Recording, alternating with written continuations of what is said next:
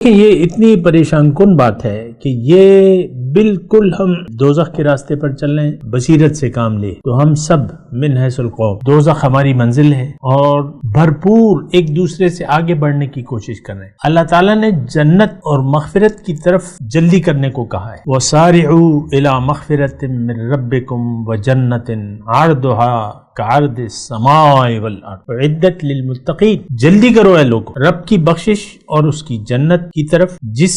جس کا عرض جو ہے زمین اور آسمان کے برابر، اور یہ تیار کی گئی ہے محض متقین کے لیے۔ ہمارا یہاں بھی مت ماری گئی ہے کہ جنت اللہ تعالیٰ فرما رہا ہے کہ متقین کے لیے تیار کی گئی، اور ہماری مت مار دی ہے شیطان نے کہ نہیں، تم چاہے عمل کرو یا نہ کرو، بس تم رسول پاک صلی اللہ علیہ وسلم کی امتی ہو، اور یعنی بخشا جانا تمہارا مقدر ہے۔ یہ ہمارے گھٹی جیسے پلاتے ہیں نا، بچپن میں بچے کو گھٹی دیتے ہیں کچھ، تو وہ یعنی قابل ہضم غذا دیتے ہیں اور ایک گھٹی دیتے ہیں، تو اس طریقے سے ہم جو ہی ہم نے ہوش سنبھالا ہے نا صاحب اکرام، یہ گھٹی ہمیں پلا دی گئی کہ تم تو مسلمان ہو۔ تو بات یہ ہے کہ بڑی ہی خطرناک بات ہے، اور یہ ہم سب کے لیے خطرناک ہے صاحب اکرام۔ دیکھیں ہم سب کا خدا جو ہے، جس کو ہم خدا کہتے ہیں، اللہ تعالیٰ نے اسے معبود کے لفظ کا ہے، ہمارا سب کا خدا جو ہے وہ اللہ نہیں بلکہ ہماری ہوائے نفس ہے۔